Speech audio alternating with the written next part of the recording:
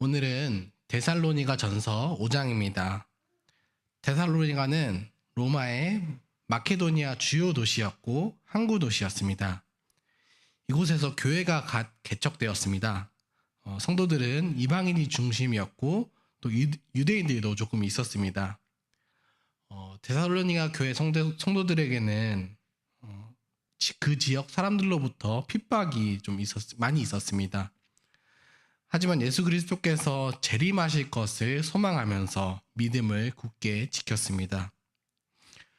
데살로니가 전서는 재림의 소망 가운데서 인내하면서 이 땅을 거룩하게 살아가라고 계속해서 위로하고 있습니다. 데살로니가 전서 5장은 처음과 끝에서 예수님의 재림에 대해서 이야기하고 또 그 중심에는 하나님을 향한 믿음과 성도를 향한 사랑을 이야기하고 있습니다. 믿음과 사랑의 내용이 그 중심으로 재림의 소망이 둘러싸고 있는 구조로 되어 있습니다. 재림을 기다리면서 믿음, 소망, 사랑의 삶을 살자고 이야기합니다.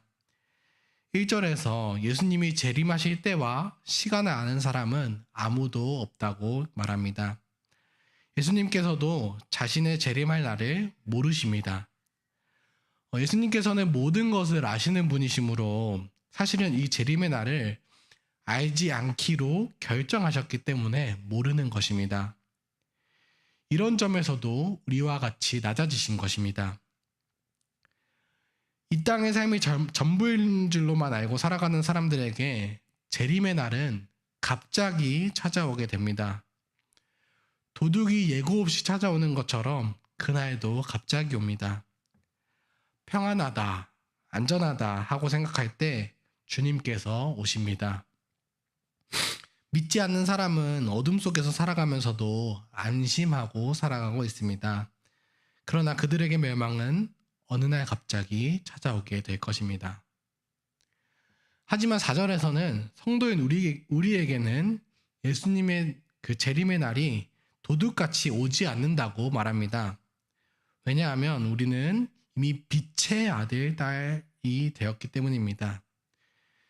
우리는 이미 낮에 살고 있습니다. 그리스도 안에서 믿음을 따라 그리스도의 관계 안에서 살아가고 있습니다. 주님이 오실 날을 기다리고 있습니다.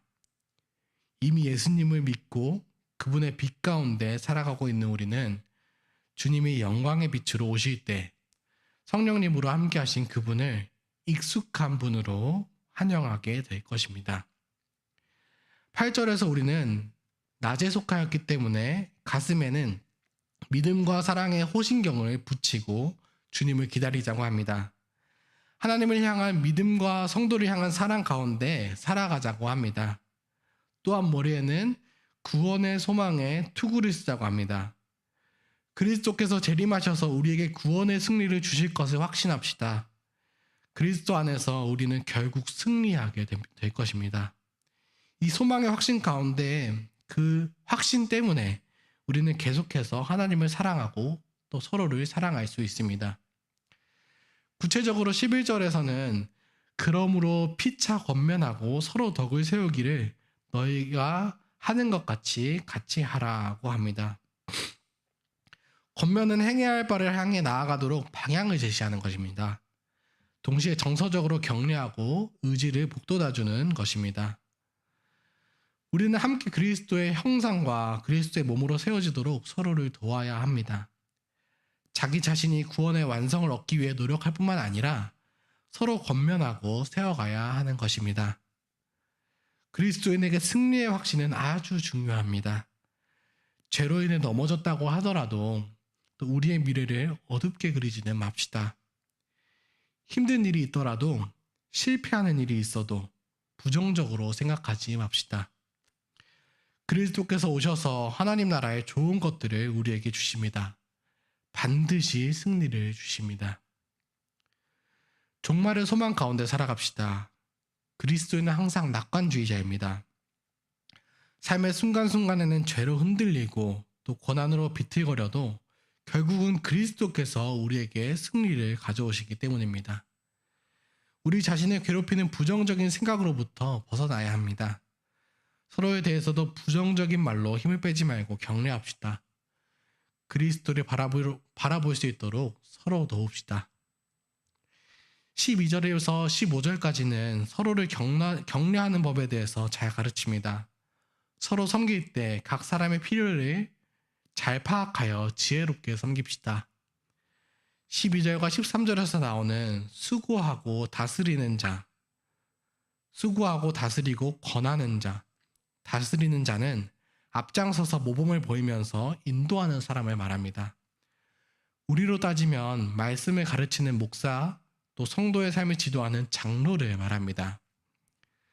영적으로 성도를 먹이는 이런 직분자들을 귀하게 여깁시다. 직분자를 사랑하면서 순종합시다. 무엇보다도 성도들끼리 서로 화목하며 지내는 것이 목사에게 또 사역자에게 직분자에게는 큰 사랑을 베푸는 것입니다. 14절과 15절에서 성도가 권면하는 방법에 대해서 4가지로 이야기합니다. 첫 번째로 게으른 자를 권계하며, 게으른 것은 질서가 없다는 것입니다. 게으른 성도는 무질서한 자입니다. 법을 어기는 자요, 말씀에 순종하지 않는 자입니다. 이들을 말씀으로 경계하고 책망해야 합니다. 항상 좋게만 대해주는 것이 그들을 위한 것은 아닙니다. 책망하여 정신 차리게 합시다. 둘째로 마음이 약한 자들을 격려하고, 마음이 약하기 때문에 말씀에 순종하지 못하는 사람들도 있습니다. 이들은 격려해 주어야 합니다. 권계와 격려가 잘 조화를 이루어야 합니다. 격려하면서 바로 살도록 가르쳐 주어야 합니다. 셋째로 힘이 없는 자들을 붙들어주며, 힘이 없는 자는 약한 자를 말합니다. 믿음과 지식이 약해서 어떻게 해야 될지 잘 모르는 사람들입니다. 이렇게 믿음에 약한 사람들을 그 부족을 채워주어야 합니다. 때로는 이를 대신해 줘야 될 때도 있습니다. 넷째로 모든 사람에게 오래 참으라. 어떤 경우에든지 서로 인내하면서 지혜롭게 격려해야 합니다. 이렇게 성도가 서로 권면해야 되는 지혜가 필요합니다.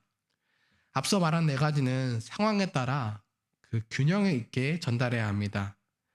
그렇지 못하면 오히려 상대로 하여금 하나님으로부터 멀어지게 하는 결과를 낳을 수도 있습니다. 성령께서 우리에게 지혜를 주시기를 바랍니다. 특별히 부모된 여러분이 자녀를 양육할 때 또 지혜가 필요합니다. 말씀으로 잘 가르치는 것과 격려하는 것이 균형 있게 유지되어야 합니다. 무조건 격려해주면 나쁜 일을 계속하게 됩니다. 또 어떤 자녀는 마음이 약해서 옳은 일을 실천하지 못합니다. 심하게 책망하지 않도록 주의해야 합니다. 마음으로 많이 격려해 주어야 합니다. 다만 15절의 말씀처럼 세상을 향해서는 항상 선을 행해야 합니다. 다른 성도나 불신자로부터 피해를 당해도 악으로 보복하지 말고 선을 추구합시다. 그것은 어렵지만 우리가 추구해야 될 것입니다. 악을 악으로 갚지 말고 우리에게 악을 행한 사람에게도 유익을 줄 것을 생각하며 다짐합시다. 16절부터는 하나님과의 관계에 대해서 어떻게 살아갈 것인가를 이야기합니다. 항상 기뻐하라. 쉬지 말고 기도하라. 범사에 감사하라. 이것이 하나님의 뜻입니다. 우리에게 주신 명령입니다. 환경이나 내 느낌과 관계없이 순종해야 할 명령입니다. 항상 기뻐하라.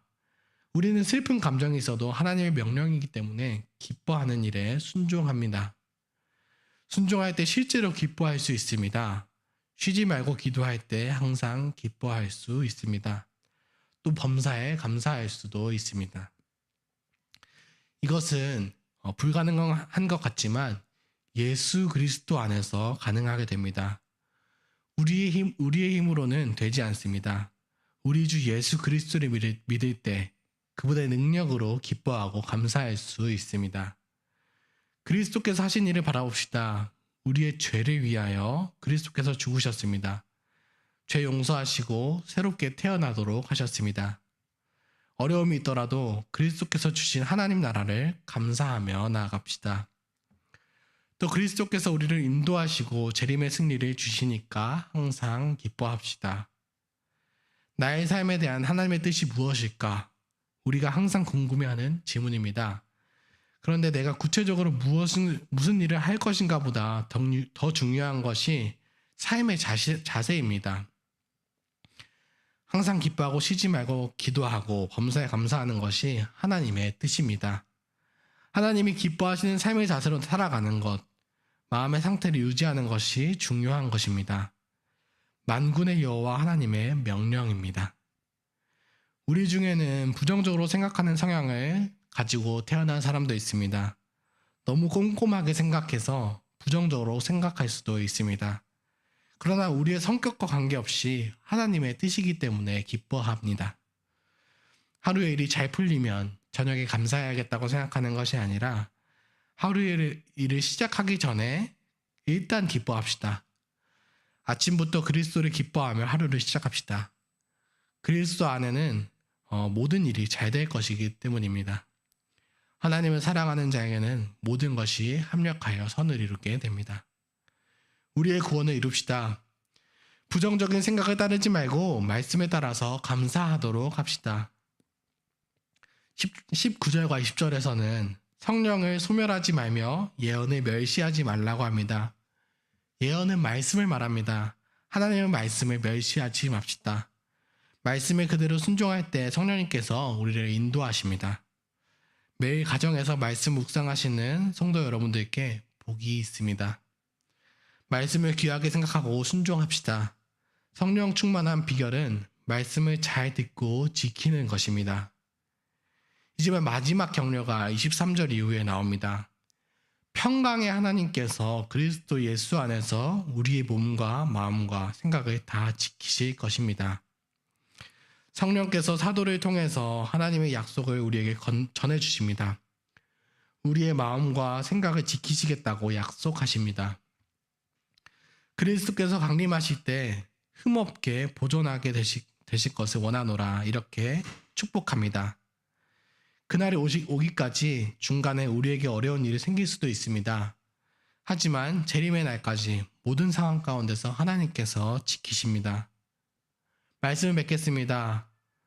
데살로니가 전서 5장은 처음과 끝에서 그리스도의 재림에 대해서 말합니다. 재림의 소망이 우리의 삶을 감싸고 있습니다. 예수님께서 재림하시는 날, 온전한 구원과 승리의 그날을 바라보고 앞으로 나아갑시다. 우리의 연약과 죄성과 부족함을 보더라도 결코 낙심하지 맙시다. 반드시 그리스도께서 승리하실 것을 바라봅시다. 믿음과 소망과 사랑 가운데 살아갑시다. 서로를 격려하며 붙들어 줍시다. 복음 전하는 자를 귀히 여기고 그를 위하여 기도합시다. 서로 무난하며 평화를 나눕시다. 서로를 지혜롭게 격려하고 권면합시다. 서로 참으며 주님의 공동체를 잘 이루어 갑시다. 주님께서 재림하실 그날에 바라보면서 항상 기뻐하고 쉬지 말고 기도합시다. 부정적인 생각을 이기고 범사에 감사합시다. 그리스도 안에서 승리를 바라보고 나아가는 여러분이 되시기를 바라겠습니다. 함께 기도하겠습니다. 하늘에 계신 우리 아버지 하나님, 오늘도 진리의 말씀 허락하시니 참으로 감사합니다.